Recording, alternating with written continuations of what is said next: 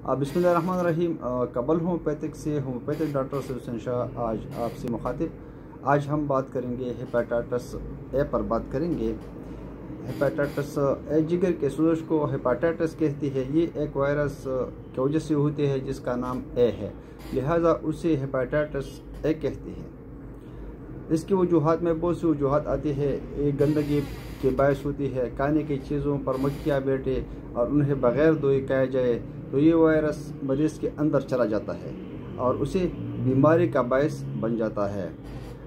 ये बीमारी एक से दूसरे को मुंतकिल हो जाती है। अगर मरीज़ पाखाने के बाद हाथ न धोए और खाए हुई चीज़ों को हाथ लगाए और वो चीज़ें दूसरे सेहतमंद लोग खाए तो ये वायरस उनमें मुंतकिल हो जाता है और वो भी इस बीमारी का शिकार हो जाती है। पाकिस्तान में अमूमन बच्चे इस बीमारी में ज़्यादातर मुब्तला होती है और बच्चों से बड़े भी इसका शिकार हो सकती है। इसके अलामात में कई बार मरीज़ों को हेपेटाइटिस का हल्का अटैक हो जाता है जिसकी वजह से कोई अलामात पैदा नहीं होती और मरीज़ को ये पता नहीं चलता कि उसे कोई बीमारी है। दरअसल इस बीमारी के अलामात को हम 3 दर्जों में तकसीम कर सकते हैं। पहले दर्जे में मरीज़ को तमाम जिस्म में थकावट मतली होती है और उसकी भूख मर जाती है। मरीज़ की जिगर के मुकाम पर दर्द होता है और उसे सिगरेट का दवा नागवार लगता है, हल्का बुखार रहने लगता है।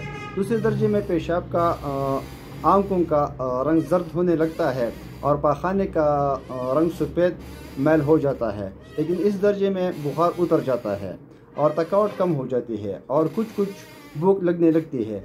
जिगर का साइज बढ़ जाता है।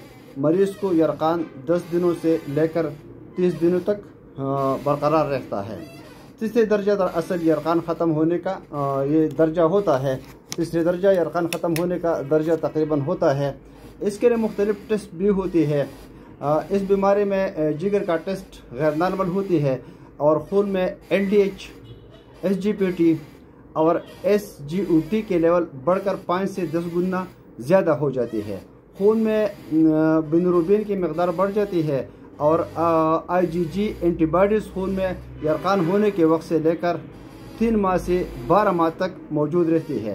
हेपेटाइटिस ए के मरीज़ जल्द ठीक हो जाती है और उन्हें अमूमन कोई पेचीदगी नहीं होती। होम्योपैथिक में इसके लिए बेहतरीन ट्रीटमेंट और मेडिसिन मौजूद होती है। हमारे YouTube चैनल को सब्सक्राइब करना और मज़ीद वीडियो देखने के लिए हमारे साथ रहिए। इंशाल्लाह मज़ीद हम इस हेपेटाइटिस बी और सी पर भी बात करेंगे बहुत जल्द। जज़ाकल्लाह, दुआ में याद रखना।